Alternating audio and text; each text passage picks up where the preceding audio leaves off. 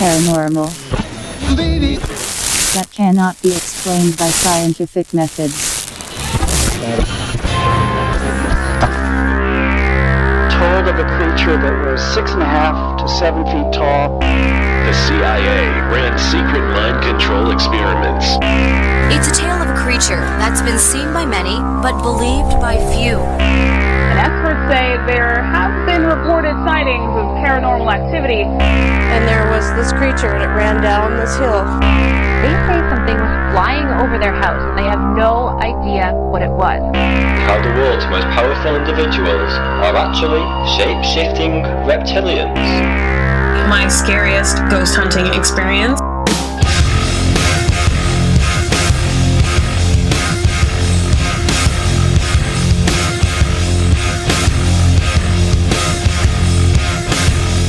Jason and JV. You want answers? I think I'm entitled. You want answers? I want the truth. You can't handle the truth. Can't handle the truth. Who would it now? Beyond reality. Radio.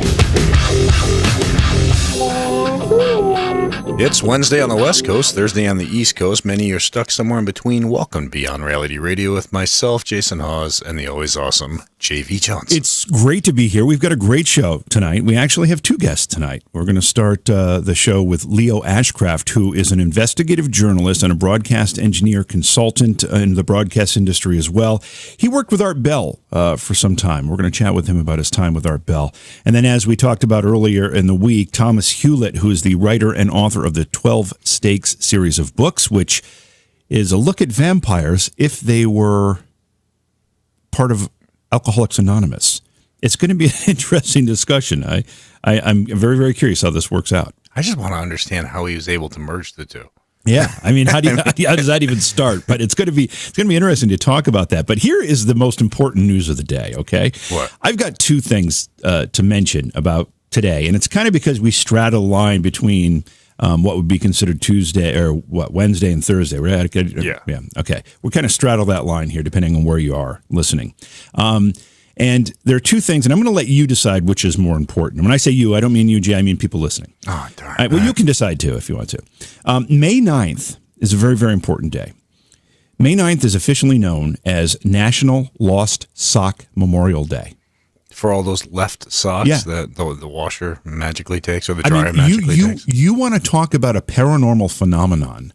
Where did those socks go? I swear with every load of laundry that is done that has socks, at least one pair gets split up and one of those socks disappears. Well, at least one. Here's the thing. You know me. I'm a problem solver. I get in there. I figure things out. So I can answer this question if you really want me to, but you probably don't. Well, I mean, if you could tell me where all those lost socks are, I'll save a fortune in socks. So what do you got? Oh, you just got to access the inner part of the dryer. They tend to fall between the actual bucket that it spins in and the wall. And do they really? Yeah. They're not too thick to do that? Sounds like a fire hazard. Sounds like a fire hazard. You lint the area fill up. That's a fire hazard. Yeah. But no, they fall down, and there's this huge crevice right there. I mean, if you open it up, you can find all your left socks. Okay. Well, I might take a look at that. But here's the thing to do. If you sorry to ruin it. No, it's okay. They're still lost regardless. And if you don't go get them, they're still going to be lost. So that's true. So the National Lost Sock Memorial Day people, whoever they are, whoever came up with this darn thing, have a list of 3 things that you should do to honor this day and those socks. One is throw out any unmatched socks you have. You might as well get rid of them, is what they say. No, I don't believe in that. I believe you save them because one day that mismatched sock is going to show up at the doorstep wanting to come home. Okay. I see it. The second thing is, if you don't want to throw them away, you can use your leftover socks as a cleaning cloth. You put them right on your hand; they become a nice little cloth for dusting or polishing. I do that in the garage. I put it on. I use it to clean like the windows of my car, my truck, and then I put them back on. Well, whatever oils are in that sock when you clean, probably make it a really nice shiny vehicle. Yeah. And then the most important thing you can do with these socks is actually create sock monkeys. I mean, we've all seen sock monkeys, so it would be a nice little project for you and the kids for all the unmatched socks. Yeah. But That would work. When you're done doing all that, they recommend you take a moment of silence for all your lost socks. Remember them fondly and give them the recognition they deserve. And then you seek medical attention. Yes, you very quickly go visit a doctor. But here's the other thing that's going on. And again, I'm going to let you folks decide which of these two is more important. May 10th, which we've just crossed into here on the East Coast, is World Lupus Day. And lupus, for anybody that doesn't know, is a disease that it's kind of one of those silent diseases. A lot of people that have it don't really realize they have it. Yeah. It affects way too many people. It mimics arthritis and other diseases that are autoimmune in nature.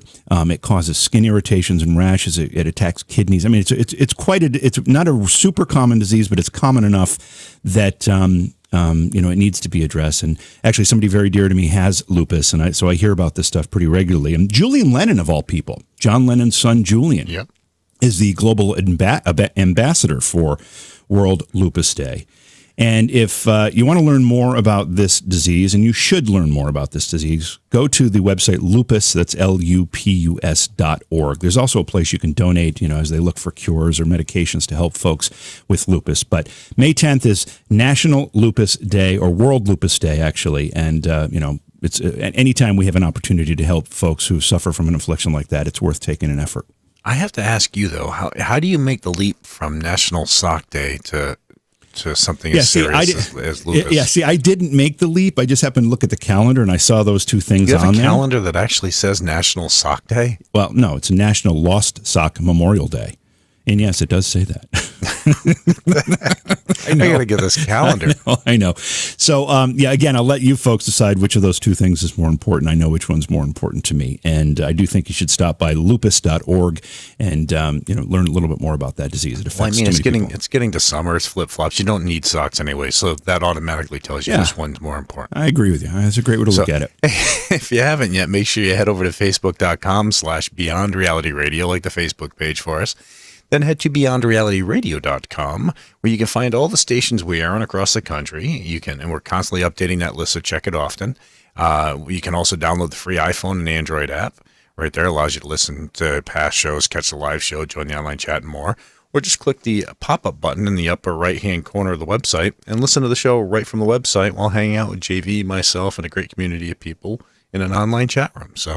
And if you download the show from iTunes or anywhere else, just do us a favor and rate it for us. It helps push it forward and makes it easier for people to find. Yeah, all good stuff. So we thank you for doing that. We also thank the radio stations that are carrying the program. And if you're listening to one of those, maybe drop them a line. Go to their website and say, hit the contact button and just say, hey, thanks for carrying Beyond Reality Radio on the station because you enjoy it. We know we enjoy being there.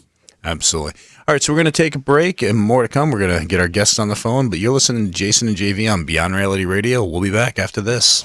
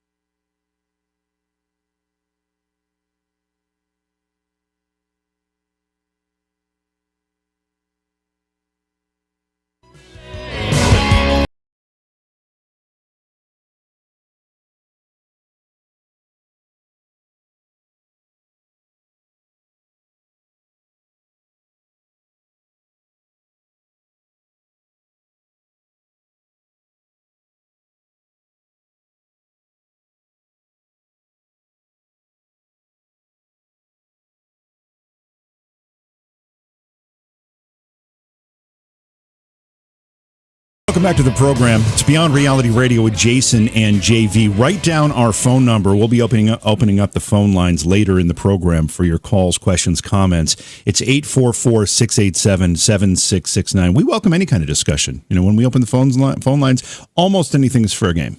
Yeah, like if you know where those socks go besides that area, I think that's very important.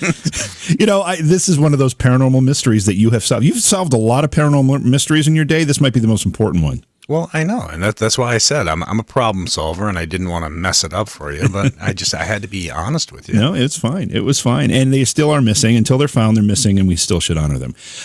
Having said that, we've got two guests for you tonight. We're going to join Thomas Hewlett, who is the writer and author of the 12 Stakes series, later in the program. Our first guest tonight is Loe Ashcraft. He's an investigative journalist, a broadcast engineer, and a consultant. Has worked with Art Bell. He's got a website. It's called darkmatternews.com. And let's bring Loe into the program. Loe, welcome to Beyond Reality Radio. It's great to have you on tonight. Good evening. Thanks for having me. Big fan of both you guys, and just amazing what you guys have done with the radio program and with the last 3 years. Oh, well, great job. Thank you very much, Loe, and it's a pleasure to have you on. Yeah, and Loe, like you, I've got into radio at a young age, fell in love with it, and it's one of those labors of love, as I'm sure you can relate to. Certainly a lot of labor. I think I've lost the love many years ago, but it's always there. It's one of those things that you get into, and as hard as you may try to get away from it, it just never happens. You can't get it out. It's like some crazy, horrible virus. That's one way to put it. Tell us a little bit about yourself. I mean, you've done a lot of things. Give us the Reader's Digest version. Good grief. I'm not sure where to start. I started when I was 9 on a basically a PA system. Later that turned into a pirate radio station, and I just kind of, built on that as I went through life. Later on, I figured out that I wasn't going to make a lot of money on the air as a DJ playing music or doing news, so I got onto the engineering side of it. And I got pretty deep into that around 1997. And so what I did until 2015 was I filed applications. I produced the engineering to prove to the FCC a new radio station, a new television station would work without interfering with existing stations. And so I worked on that side of it, and money was great on that. But, I missed being on the air. Really did. That's that thing I tell you, you just can't, once it's in you, you just can't get rid of it. And so I tried applying for my own radio stations. I had 6 of them at one time. Just wasn't exactly what I was looking for. So I don't know. I continued my career with FCC consulting up until 2015 or so, and I started. It's actually a rebirth of the old Mutual Broadcast Network. I'm not sure if you've heard of that. It's an old radio network that used to be quite large. Sure. I think it went out of business in the early 90s. So I like that. That was the news service that was on one of the first radio stations that I actually got paid at.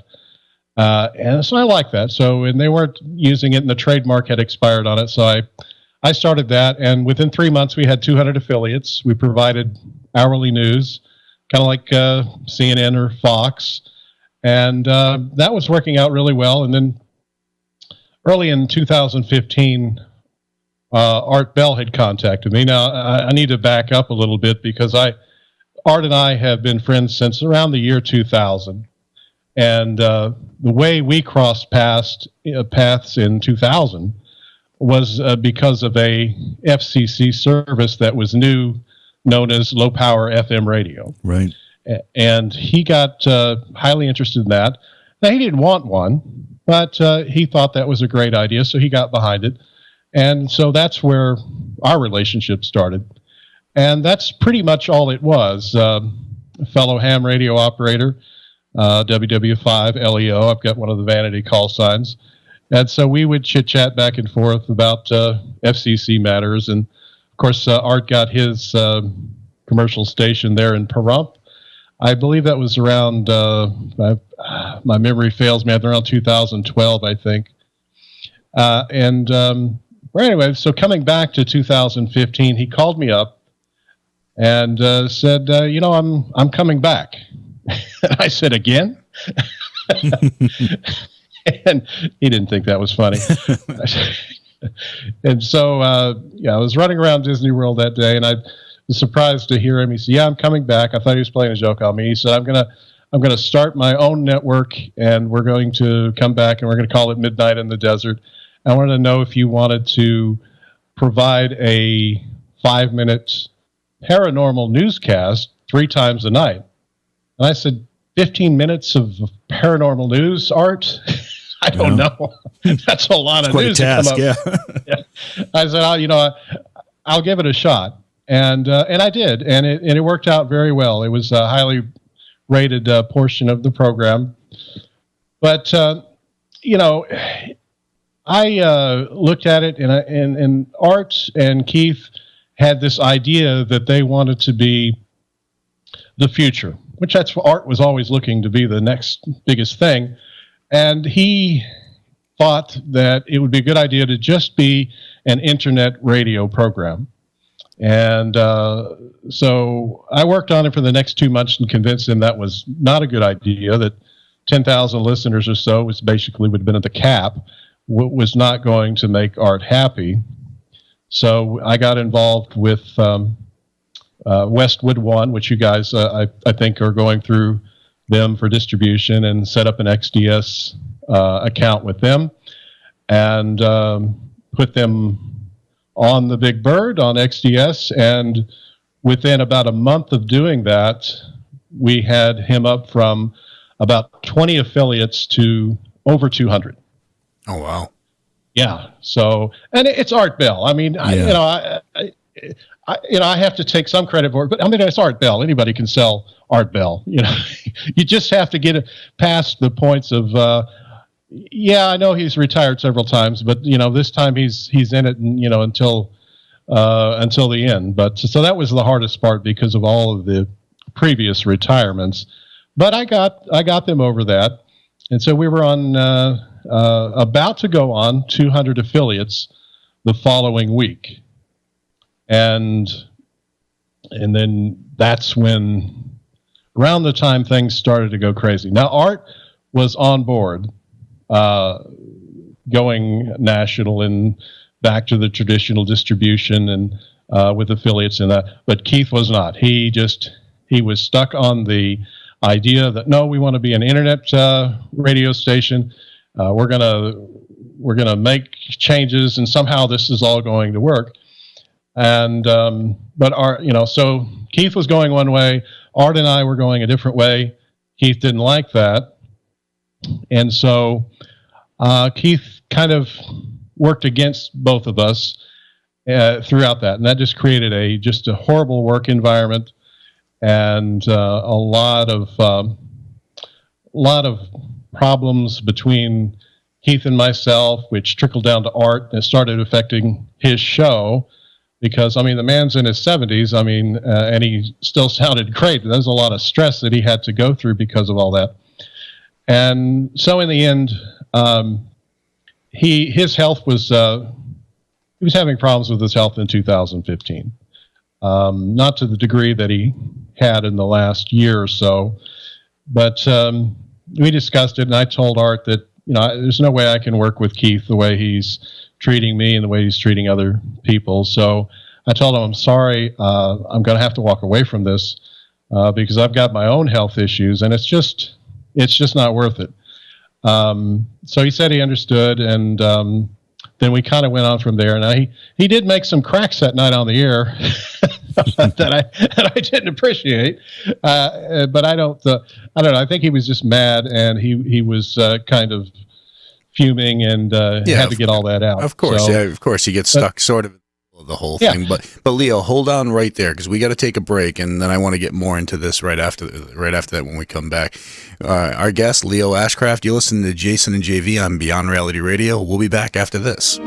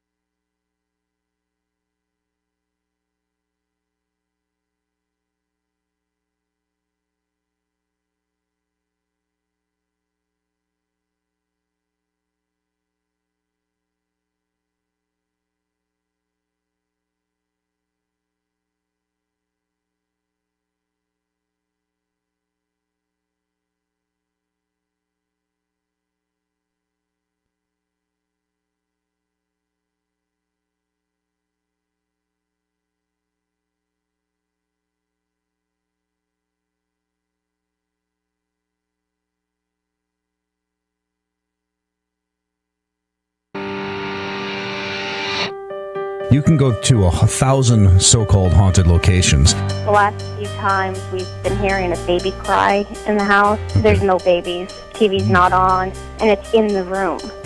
First of all, I want to tell Jason I've been a huge fan of the show. Thanks for taking my call. I didn't think I'd be able to get through.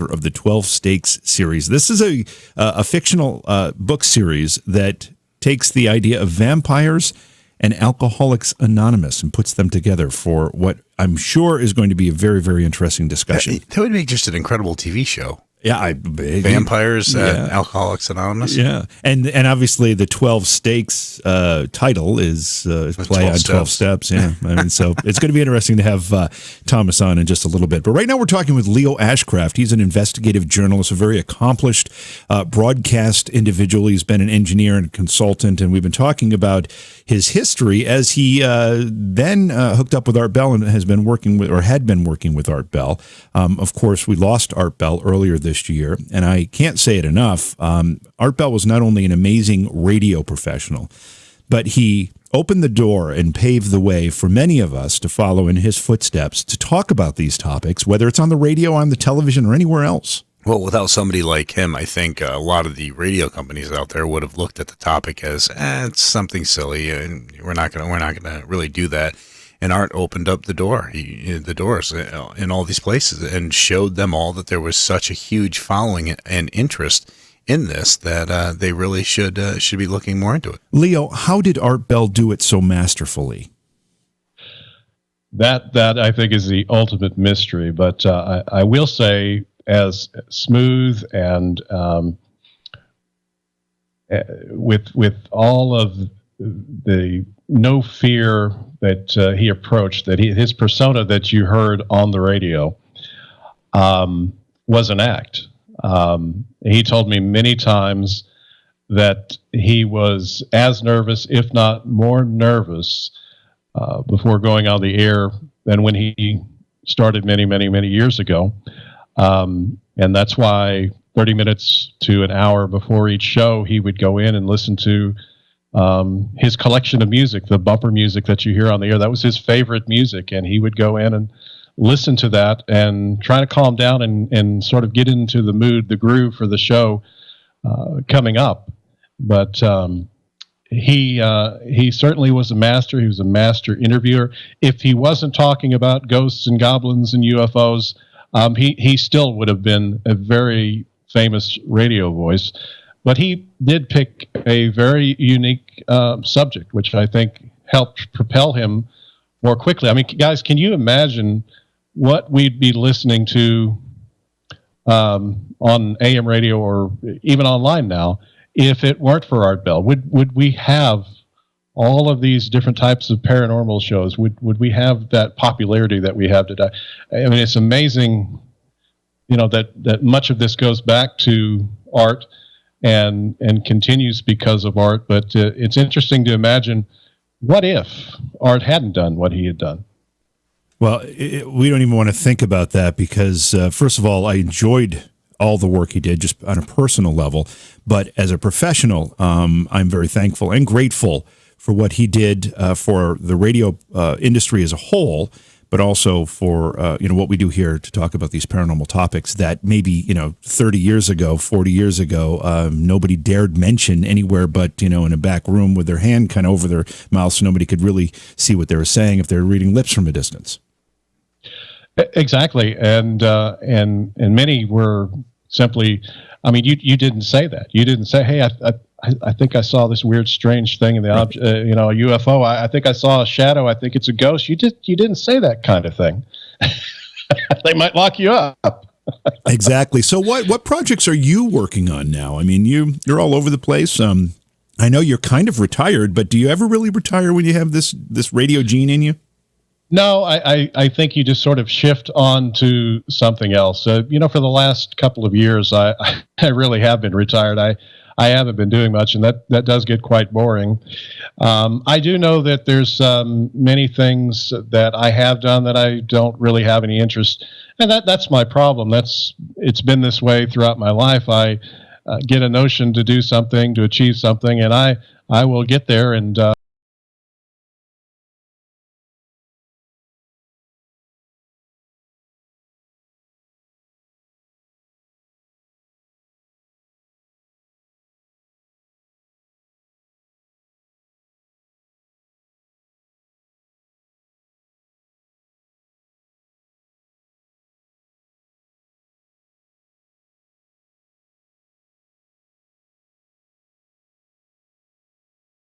Basis, nobody has any idea the amount of work that goes into a 3 or 5 hour. You don't just come in and sit down, turn on the mic, and put your feet up and talk. It doesn't work like that. There's a ton of prep. So that's exactly what I do. Yeah. Well, you're the master, Jason. No. That's a joke. I wish it was that easy, but you know what I'm getting at. So, at this point, I don't know. I like helping startups, especially radio programs, get through the difficult process of getting into distribution. But honestly, I'm just kind of sitting back. I got my feet up and kind of looking for the next thing to come down the line. I'm actually kind of retired right now. Well, as somebody who's been in the industry, observed the industry, rolled up your sleeve and worked the industry for so long, and you brought up with your last venture with Art Bell this kind of battle between internet radio versus terrestrial radio. Uh-huh. What do you think we're looking at down the road here? I mean, I'm a terrestrial radio guy. I've been in radio since 1981. I followed a very similar path as you. I was on air, couldn't make enough money on air. I left it for a while, came back as an owner. Owned a bunch of stations for a while, then wanted to get back in programming, hence Beyond Reality Radio with Jason here. But, I love terrestrial radio. What's our future hold? Well, there is a tremendous future for online digital radio, but it's going to be held back until we get all of this music licensing stuff straightened out.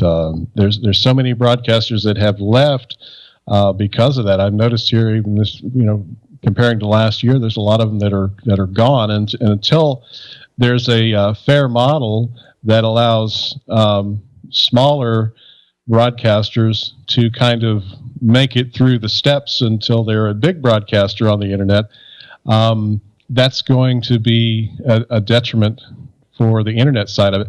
Now, terrestrial radio, it's difficult to say, and the landscape is changing right now. When the FCC changed the rules in 1996, which allowed these big corporations to start purchasing all of the radio stations. I mean, you have, I don't know what it was, 5 years ago, it was like 3 major corporations own the majority of the radio stations in the United States. And until that changes, which it's changing now, because what they found out is you can't operate radio station by remote. You have to provide the local content. You have to interact with the public, or it simply doesn't work. And that's why we're seeing, companies like Clear Channel and iHeart and these, we're seeing these stations filing bankruptcy because they can't run it remotely. So if that now shifts the ownership back to local owners, then we're going to see a different landscape. Then we're going to start seeing more local programming, and it kind of opens a pathway up to shows like yours for stations looking for fresh content. But when not all of them, when the majority of the stations are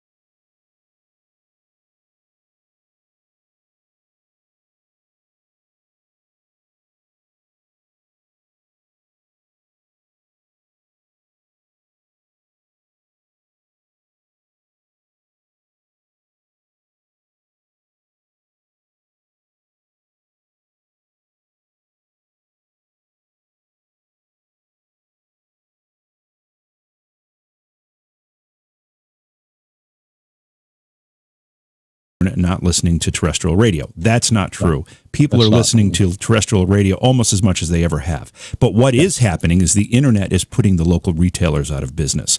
Those retailers are the advertisers on local radio, and those retailers are disappearing. And that's what's happening to the business of radio. That's true. That's the other side of it, and and that's a sad side of the United States right now. And again, it's still, everything going back to these big major corporations that even on the retailing side, like Amazon, which I like my Amazon deliveries, but then you got to think when they start becoming a monopoly and people are buying online and they stop buying from local merchants, then we start seeing the ghost towns. And of course that trickles down to radio, because without those local merchants to buy advertising on the radio, then the radio stations suffered, and here we are. So we've just got a couple of minutes here left with you, Leo. What's Dark Matter News? Dark Matter News was actually Art Bell's idea. He contacted me early in 2015, asked me if I wanted to do 3 5-minute segments with paranormal news, and basically that's what it is. I would spend most of the day going through the internet and talking with different people and putting together 15 minutes of paranormal news each night, which aired 1 5-minute segment each hour. It was kind of one of Art's pet projects. The deal was that on that, as far as some insider stuff, I got 1 minute of airtime for commercials, and that was my pay until I started taking over the affiliates, and then I owned a percentage of the show. But before that, I had the 1 minute, and then I would, and I'd sell that, and then that would be how I would get my portion of it. But he said, we're going to do this that way. Dark Matter News is an independent product, and then if later after the first year, if you want to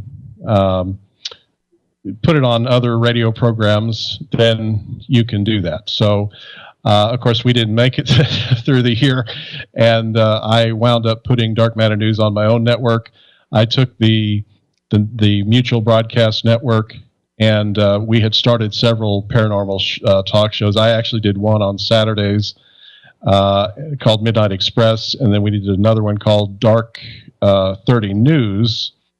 And I had hired Jeremy Scott, who is still on producing a program called Para Abnormal Radio. And so that ran for probably about 6 months, and I had a little bit of a health problem, and we had some issues there. Jeremy was wanting to go back up north. He was from the Oregon area, so we wound up. And then funding. It's really hard to you have to have probably, I would say, 50 to 100 affiliates really to sell and get a decent amount for national advertising. Otherwise, you're sitting with per inquiry commercials. Guys have been down that road. Oh, sure, yeah. So the money just wasn't there, and I kind of lost my interest. So we folded all that up probably about the end of 2016, and then Dark Matter News has just kind of been sitting there as a website on the internet ever since. They haven't really done anything to it. Haven't produced any new audio pieces since the end of 2016. Well, Leo, we're out of time here. Thanks so much. I know it was short notice to get you on, and we're going to schedule you again to bring you on so we can have you on for a full program. Looking forward to it, guys. Well, thanks so much, Leo. You have a great night, and I look forward to talking to you again. You too. Okay, so let's take a break. When we come back, we'll bring our guest, Thomas Hewlett, into the program. We'll start talking about this concept of vampires who are also members of Alcoholics Anonymous. It's going to be great. You're listening to Jason JV Beyond Reality Radio. We'll be back after this.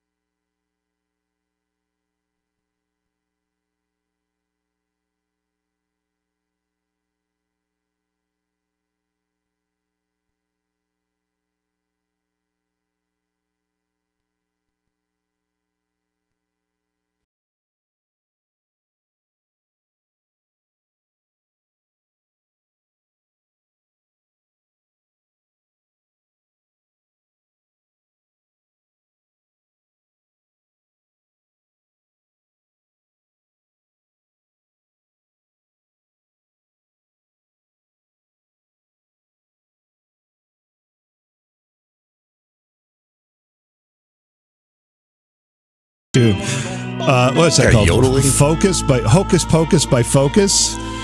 So, I've never heard it. You've never heard this song? No. It was a pretty big hit back in 42. Early 80s. Welcome back to the show. It's Beyond Reality Radio. Jason and JV, and thank you to Loe Ashcraft for joining us in the first part of the program. Now we've got Thomas Hewlett with us. Thomas is an author. He's written a book series called the 12 Stakes series. The website is 12stakes.com. And Thomas, thanks for being on the program tonight. Hey, thank you for having me. Thanks for coming on, Thomas. So let's start by, we've got about just a little less than 3 minutes here in this particular segment, but it's enough time to learn a little bit more about you. You wanted to be a writer at a very young age. Oh, yes. Probably after I learned to read, I started wanting to become a writer. When I was a kid, the books I started reading, if I didn't like the ending, I would rewrite them. So I knew pretty early on this is what I wanted to do. That's one way to make the story end the way you want it to end. What? I mean, often children struggle when it comes to writing. I know I did. I was a pretty good student in general, but when it came to writing stuff, I didn't want to write. I didn't want to read. That stuff was just way too much work for me. What makes someone at the age of 12 think differently about that? I think it comes down to the way you process the world around you and the way you express yourself. For me, it was very easy to think in terms of the written word. And everything I saw in my imagination, I wanted to put down. And I always seem to put it down in a narrative or a story form. So to me, that kind of made sense. There's a beginning and middle and end to everything I'm thinking about, and that's the way I make sense of what's coming in. So I think as a kid, if that's the kind of learner you are, that's the kind of writer you're going to be. So it came very naturally to me. Well, as a writer myself, I mainly wrote, the first few books were about case studies that we had in the past, but then we had written some books later on that were following an individual, and it sort of made it easier when you just pictured yourself in that person's eyes, and you just followed those storylines.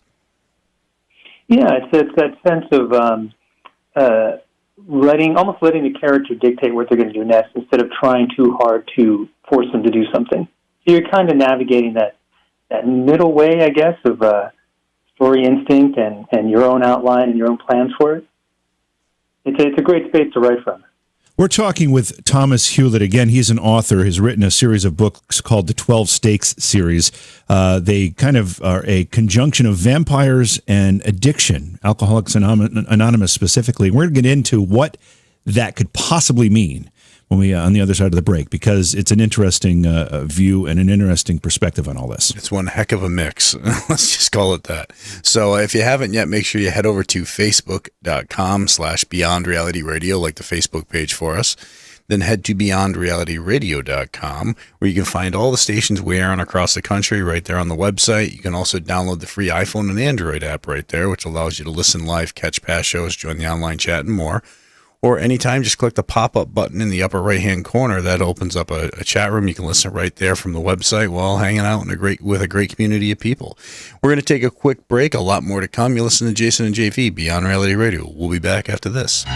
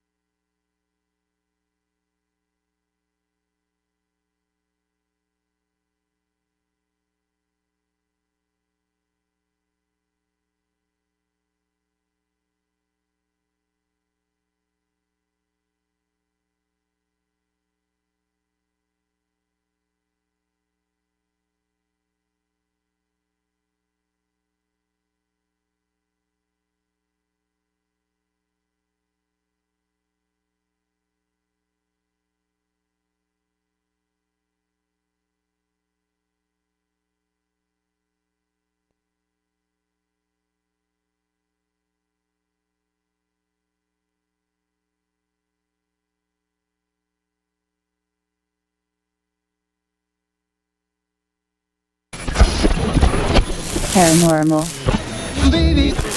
That cannot be explained by scientific methods. Told of a creature that was 6.5 to 7 feet tall. The CIA ran secret mind control experiments. It's a tale of a creature that's been seen by many, but believed by few. And experts say there have been reported sightings of paranormal activity. And there was this creature, and it ran down this hill. They say something was flying over their house, and they have no idea what it was. How the world's most powerful individuals are actually shape-shifting reptilians. My scariest ghost hunting experience.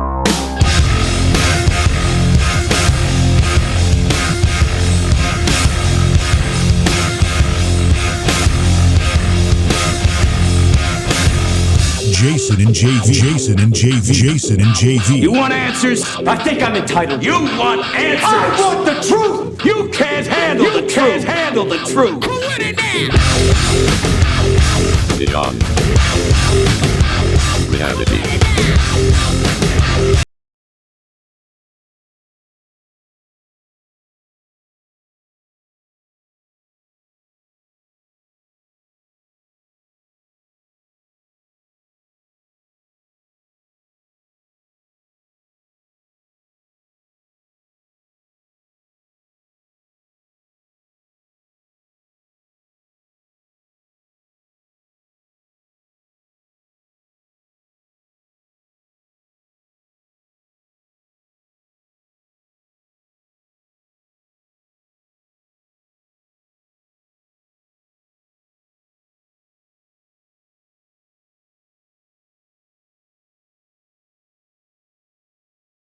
Is not familiar with what that disease does or is, or you may know somebody. I know somebody that's very near and dear to me that has lupus, and it's something that can you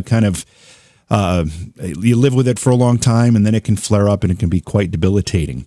It's World Lupus Day, May 10th. I would recommend you go to lupus.org, check it out. Learn about what this disease is and learn about how you can help, because it's one of those many, many diseases that we are still fighting to find any kind of cure and basically any kind of treatment for.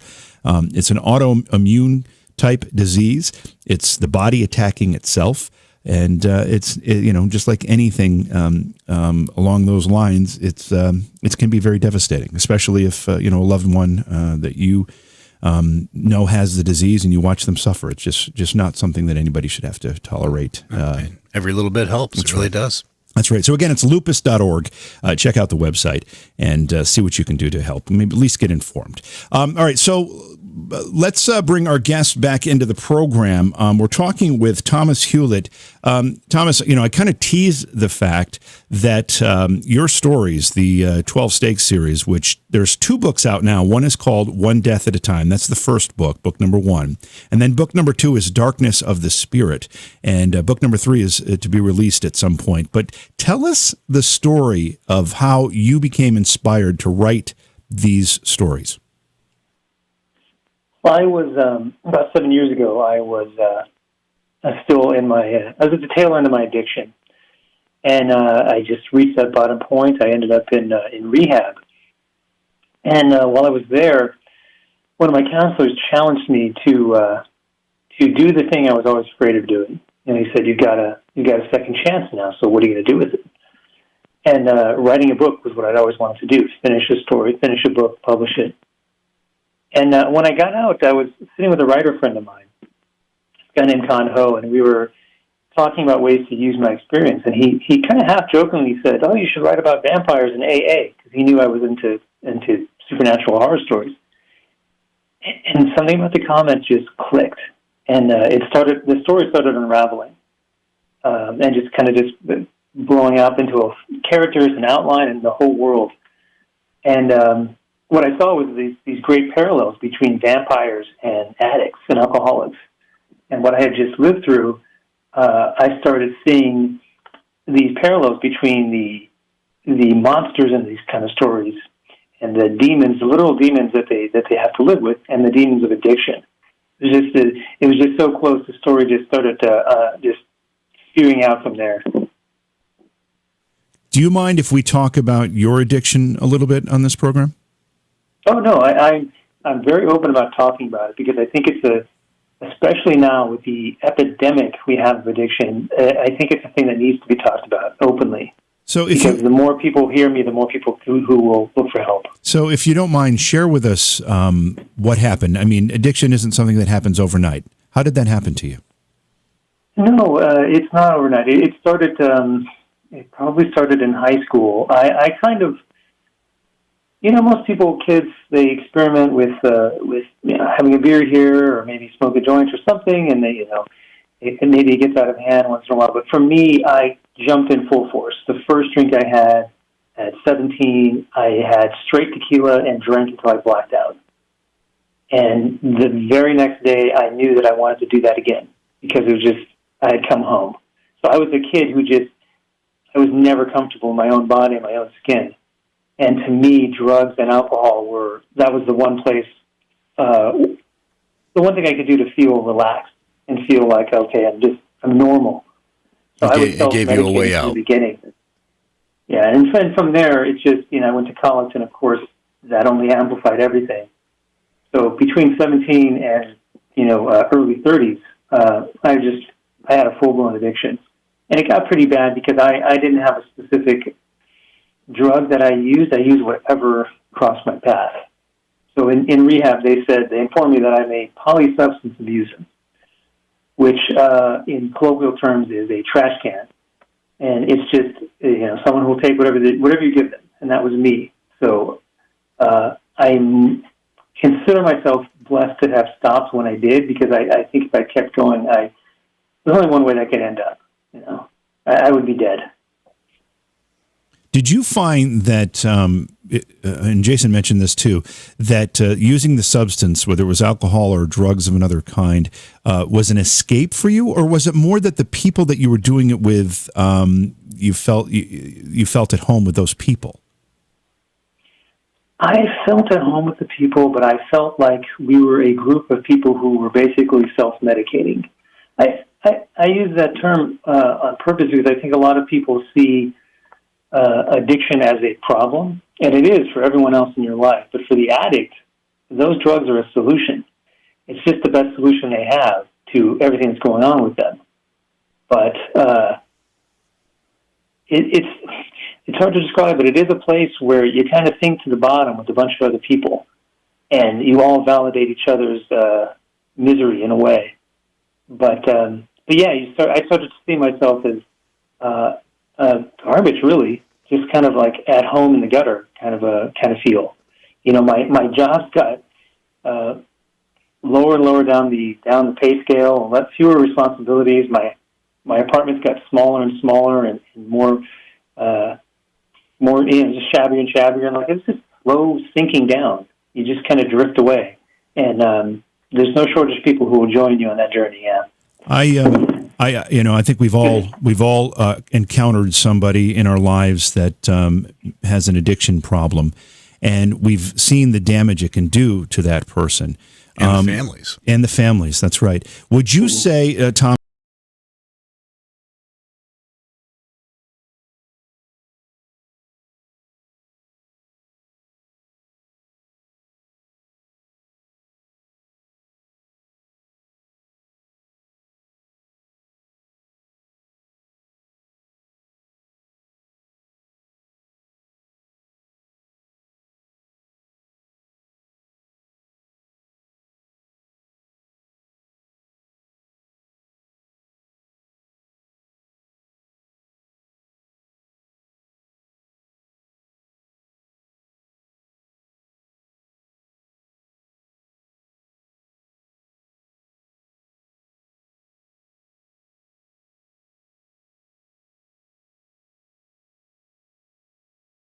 the size of a pill or a joint or whatever it is you're using at the moment.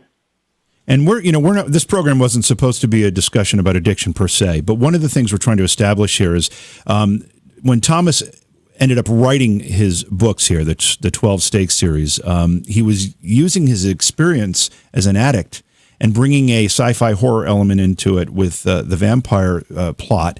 and put those two things together. And we're going to take a break. And when we come back, we're going to see how those two ideas came together in his books. And the first book is called One Death at a Time. The second one is Darkness of the Spirit. And we're going to get into that with Thomas, our guest again, Thomas Hewlett. We'll be back with him in just a sec. All right, you're listening to Jason and JV on Beyond Reality Radio. We'll be back after this.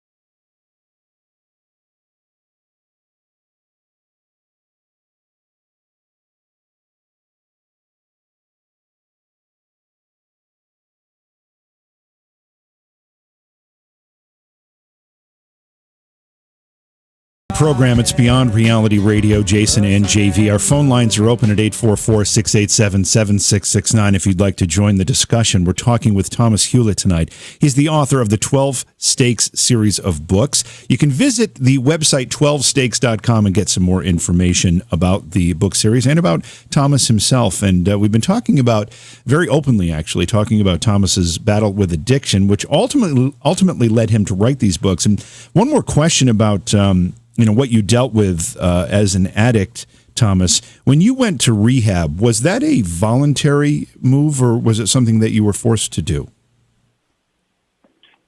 Kind of in between. I had ended up in the hospital in the psych ward after a suicide attempt or suicide plan. I ended up on the beach with a plan to end my life, and I called the hotline, and the police came, and I ended up in the psych ward.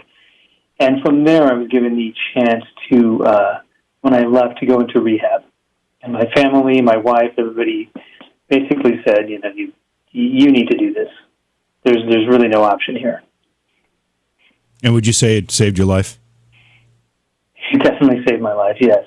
So I'm sorry? Please go ahead. No, I was just going to say, so you're in rehab, and I think you mentioned that an acquaintance or a friend of yours suggested that you write a story or a book about, I don't know if it was specifically vampires, but whatever these characters, and Alcoholics Anonymous or addiction, and bring these two things together. Is that how it happened? Yes, it was, like I said, it was almost an off-the-cuff, half-joking comment. But I really think I was meant to write that book and this series. It was a perfect combination of everything I'd been through and the stories that I'm attracted to, the supernatural stories, the detective, noir, hard-boiled stories. It's all of it combined. And as you started to envision this in your head, because when Jason and I have introduced this discussion throughout the course of the week saying that we were going to talk about this, it's very, very difficult for us to understand how this works. Tell us how the two go together. Yeah, tell us how it works. Well, the premise of the book is that Alcoholics Anonymous was started by vampires in an effort to help them survive. The vampires in my books, when we meet them, they're not these long-lived, centuries-old counts and fancy vampires of traditional stories. They're men and women who live these mayfly just lives of just brief, brutal violence, and they always end up, one way or another, just being tracked down and killed, because when they lose control of themselves with bloodlust, they like a drunk, they black out. And it's people who keep waking up from these blackouts. They think it's just alcohol addiction, but every time they wake up, the violence around them just keeps getting worse and worse, and they think they're going crazy. So the idea was that the founder of AA was a vampire himself, and he discovered that together they could help each other keep in control and feed and without blacking out, without losing control, and without retaining something of their humanity. So it's a really life or death situation for them, and that struck me as such a parallel for what real addicts and alcoholics go through. You can slip up, you can lose control, you can black out, you could kill somebody or yourself. It's just the consequences keep piling up. So that whole idea of a life or death mission just struck me as a way into this story and a new spin on the vampire tales. In addition to writing an interesting story and writing a story in a genre that you happen to love, were you out to try to send a message, maybe, and I don't mean to say this in a bad way, but be a little preachy about what you had gone through? Not so much preachy, but I was out to send a message of hope, more like a lifeline than really one way or the other. I think preaching to addicts and alcoholics is you may as well be speaking a different language.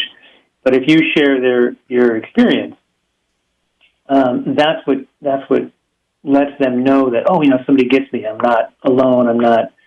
I'm not a freak. I'm not a monster. I'm not. The other people have gone through this. And so my message to them was, look, I'm telling this monster story, but the monsters in these books aren't the bad guys. They're the main characters are the good guys, and they get to become the heroes of these stories once they learn how to harness what they see as this, their demons and this disease. And that was my message to the addicts. look, if you learn how to accept yourself and harness what's going on within you, this incredible sensitivity you have, you can turn that around. You can live a life, you can survive, and you can do some good with it. And you can help others. So it was just a way of trying to also connect with them as well. I think every writer writes to connect. And in this case, like, people use, in one way or another, drugs and alcohol because they're missing a connection. Whether it's a connection to a higher power or just to other people or to the world at large, whatever you want to call it, like, it's something in you that's missing, and drugs are an easy way to get an illusory sense of that connection to yourself and to the world.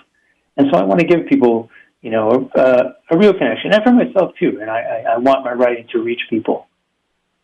We're talking with Thomas Hewlett, again, author of the 12 Stakes series of books. We're going to continue that conversation after the break. Don't forget that coming up tomorrow night, we will be talking with Colleen Morrow. Colleen is an author. She founded a magazine called Intuition, which is a magazine for the higher potential of the mind. And she has a new book called Spiritual Telepathy, which we're going to talk about. And that's a next step after just regular intuition. This is an advanced form of intuitive perception. And again, it's called Spiritual Telepathy. And every Friday is a best of Beyond Reality Radio. But make sure you tune in and catch that show. All right, we're going to take a quick break. The phone number, if you have any questions, is 844-687-7669. Getting toll free at 844-687-7669. You're listening to Jason JV, Beyond Reality Radio. We'll be back after this.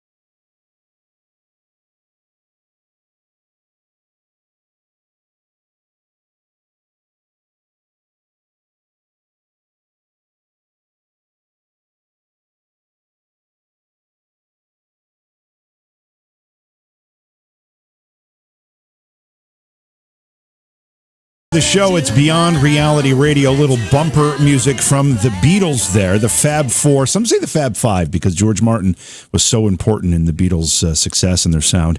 But welcome back to the program, everybody. It's Jason and JV. The phone number is 844-687-7669 if you'd like to join our discussion. We've been talking about a couple of things. We've been talking about addiction, and we've been talking about a book series written by our guest tonight, Thomas Hewlett. It's the 12 Stakes series. And I've got to ask Thomas, I'm assuming that 12 Stakes is a not so thinly veiled reference to the 12-step program of Alcoholics Anonymous. Is that right? Yes, it is. 12 steps, 12 stakes. I thought stakes like stake to the heart. Yeah. So there's going to be 12 books, just like the 12 steps. And then there'll be a 13th book in honor of the legendary 13th step of the 12-step program. So that's pretty ambitious. You've got two completed that are out. The third one, is it done and just waiting to be released, or are you still working on it? I'm doing final edits while I start book 4. So I always like to be writing something. But yes, I am trying to get it out as soon as possible. Now, one thing that is often mentioned, a word that is used very, very commonly when we talk about addictions, is that these addictions are demons; they're personal demons. And you even made this reference earlier. But when you talk about a supernatural creature like a vampire, and you talk about somebody who is suffering from an addiction, and you reference the demons that haunt them, it's a pretty natural transition here. It's a pretty natural literary transition, if nothing else, and I'm sure you've made use of that. Yes, the monsters in my books, they do have, to different extents, it's something inside them that comes on the way addiction does. It is this demon, and some people have it and some don't, and when the series starts, no one can figure out why, but it's almost like all those words keep coming up, like a demon, like a curse. Just the way a real addict does. It's just, you can feel this beast inside of you that you just don't want to let out. And the characters have to contend with these things, these powers, and they don't have any idea where it comes from. What are some of your literary influences? Who did you read as a child, maybe a young adult, that you would say inspired you on your journey to become an author yourself? I always read across genres, and I really liked the classic mystery writers. I read a lot of Raymond Chandler and Dashiell Hammett, but I also grew up reading Anne Rice and Stephen King. And I really liked, although this is more recent, a writer named Charlie Houston, who wrote a great vampire series called the Joe Pitt series. I've been a wide reader all my life, and everything I would just throw in whatever struck my fancy across genres. But the classics, those writers always come to mind. Is there any other media that you'd say influenced you in the writing of these books? Any movies, television, anything like that was also part of your inspiration? I think film noir has been a big influence on these books. So the classics, Humphrey Bogart and The Big Sleep, all the way up to L.A. Confidential. That kind of noir sensibility was a heavy influence. Because it was a natural influence, too, because the books are set in Los Angeles, just like so many great film noir movies. And are the books written in contemporary Los Angeles, or is there a time period element to this? They are in contemporary Los Angeles, although the main character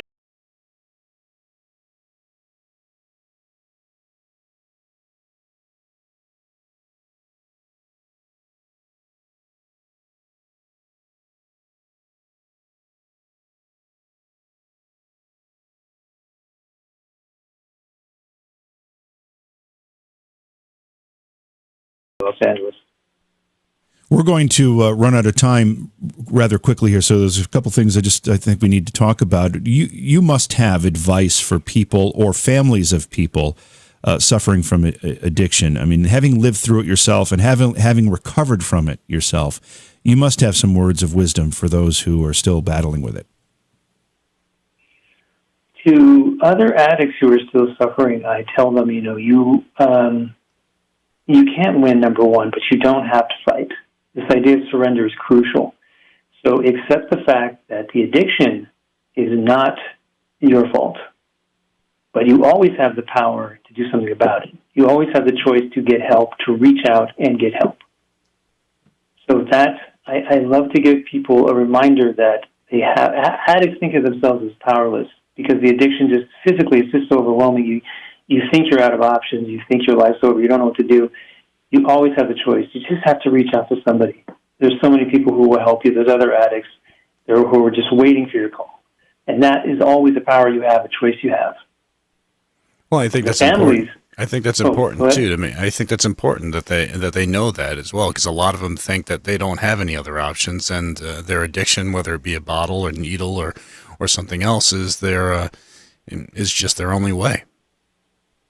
The addiction is telling you every day that it's in control.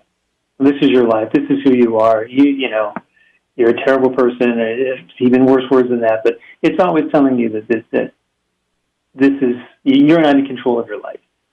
And so after a while, you start to believe that the bottle's in control. But it's not true. It's an illusion. Now, I always make the comparison to gravity. Like gravity you think of it as this overpowering force that can't be overcome. But you can, with just the power of two muscles, you can lift a pencil off the table. There, you beat gravity. So, like this is to me is what addiction's about. Like if you make that call, you make that one single choice, your entire life changes. Thomas, you've found your path. You're writing phenomenal books here. You've got 2 to your credit already, the 3rd coming out very, very soon. You must also have some advice to people who may aspire to be an author someday, whether they've got addiction issues or not. That's really not necessarily important in this particular case. What do you say to young people who want to become an author? Well, 2 things. The first thing is read as much as possible. You have to read. You have to know what's out there. You have to know how people have dealt with stories and how they craft narrative, how it's used, the whole thing. And that you don't have to go to school for that. You can get that from the library. Read as much as possible. The second thing I tell people is to please, for the love of God, abandon this idea of the muse. I write when I'm inspired. Writing is this romantic notions about writing. Throw it out the window. Like, show up every day, same time, same place, at your desk, for an hour, for 10 minutes, whatever it is, every day, and write. You do that every day, I guarantee you that muse will show up whenever you show up. Let's jump to the phone lines here. We've got a few listener calls. Let's see if we have time to take 1 or 2 of them. This is Aaron calling from Texas. Hey, Aaron, welcome to Beyond Reality Radio. Hey, Jason. Aaron Scott here, one of Leo's friends. I own a small radio station myself. But anyway, I want to make a remark about what your guest was talking about there. I'm a Christian. I realize this is a fiction book and everything, but you were comparing demons and addiction, and it's always been my belief that genetically we're predisposed. Some of us are predisposed to being susceptible to other things, and I believe there are actual demons that take advantage of that. That's a great point, Aaron. I made the comparison. I made the reference that many times we call people with addictions, we reference their demons. But I think in paranormal, can add to this certainly that it's people that that suffer from substance abuse that are often much more vulnerable to a demonic type paranormal experience. Well, and it really does. It opens them up, whether it be, and that's one of the biggest factors we look into when we head to somebody's home is the sort of medication they're on, or if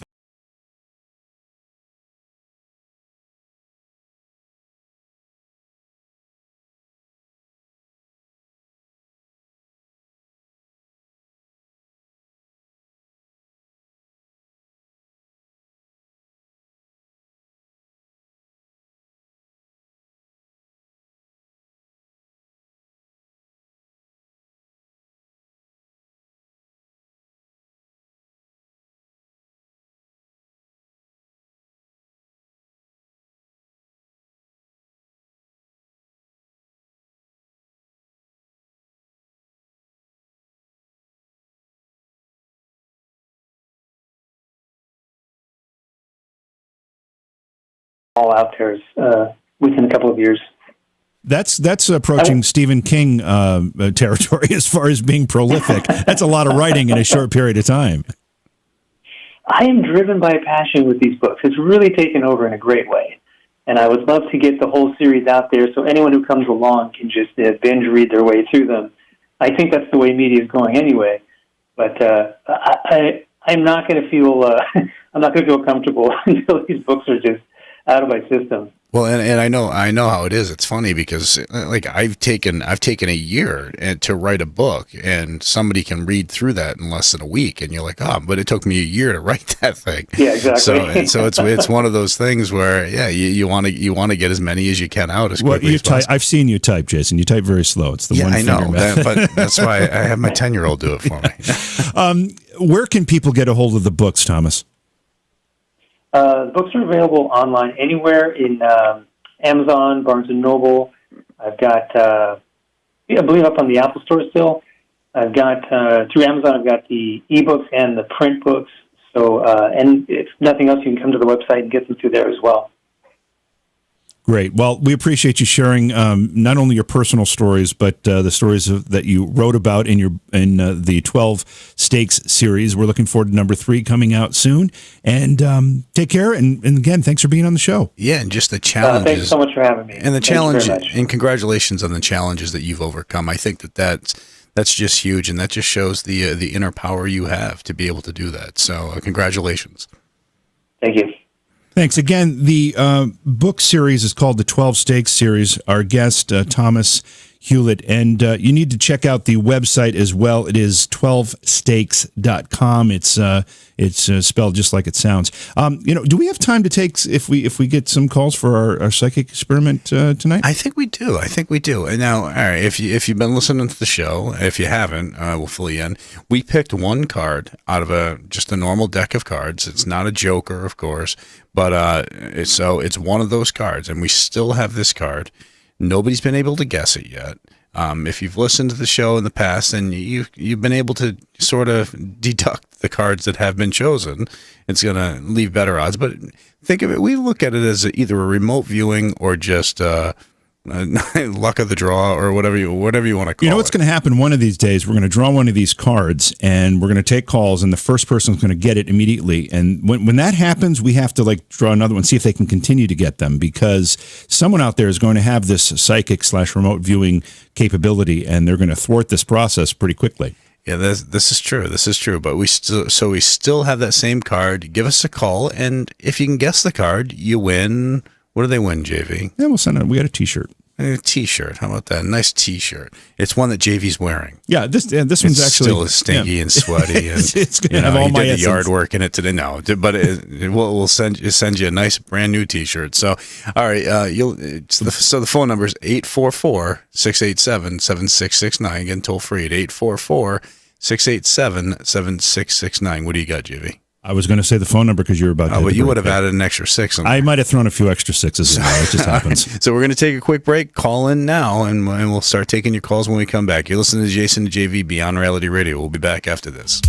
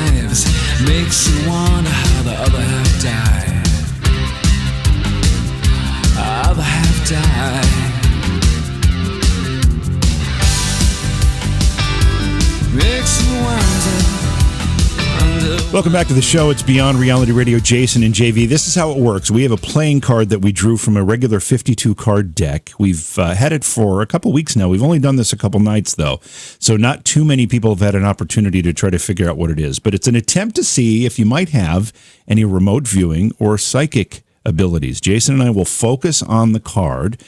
You call in. We've got full phone lines right now. We're going to try to get to everybody. You call in and try to tell us what it is by tapping into our minds. All right, so let's do this. All right, let's go to, let's see, the first call is David calling in from South Carolina. Hey, David, welcome to the show. How's it going? Good. What do you see? We're focused on this card. What do you see? Ace of Clubs? No. No, it's not, but great try. All right, let's go to Mike from Kansas. Mike, your turn.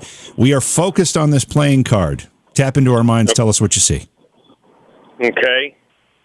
Is it the Six of Diamonds? No, it's not, but thank you very much for trying. Yeah, thanks for giving that one a shot. Let's go to Joe. Joe is in Buffalo, New York, one of our favorite cities on the planet, Jay? I like it. In New York, anyway. I was born not far I know, from that's there. what I was saying. You're pretty close. Hey, Joe, welcome to the program. Do you have any psychic abilities, do you think? Yes. Okay, well, we are focused on this playing card. Give it a shot. I think it's Four of Diamonds.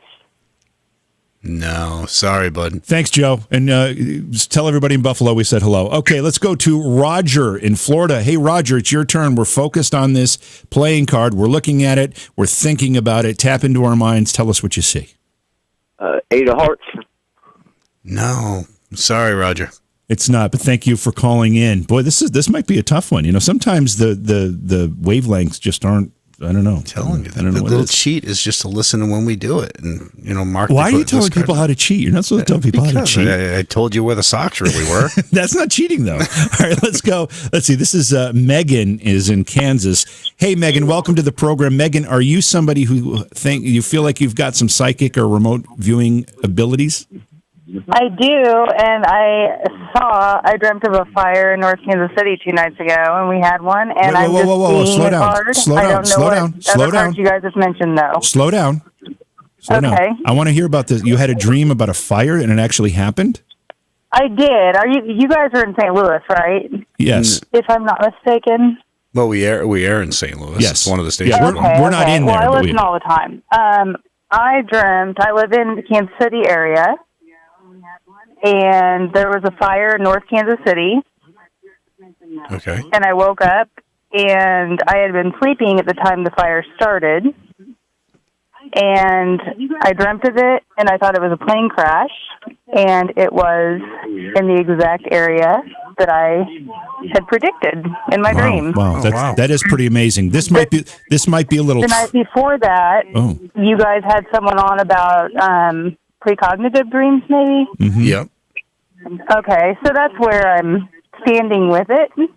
Okay. And I've had a lot of history with manifesting things, I think. Okay, well, we're going to run out of time here. We want to give you a shot at this. This is a little trickier just because it's quick, it's down and dirty. We are looking at and focusing on this playing card. Tap into our minds. Tell us what you see. Okay, I'm closing my eyes, and I am feeling black, but I am also seeing the Ace of Diamonds. No. So the Ace of Diamonds is what you're saying? That's what I've been feeling this whole time. It's not the Ace of Diamonds, but thank you so much for sharing the story with us and calling in and giving that a shot. It's a tough experiment. You know, it's down and dirty, it's quick. You know, and our minds aren't that powerful. So, but that's going to do it. So just make sure you remember what cards have been listed already, and for the next time, yes, I'm telling them how to cheat, JV. So it's not accept it. Okay. So all right, but thanks for our guests for coming and hanging out with us tonight. Always appreciated. Make sure you tune in tomorrow. We're going to have another great show. If you haven't yet, head over to facebook.com/Beyond Reality Radio. Like the Facebook page for us to keep updated on new stations we're constantly adding as well. And you can do that as well as at beyondrealityradio.com. And you can download the free iPhone and Android app. All right, listen to Jason and JV, Beyond Reality Radio. We'll catch you all tomorrow night.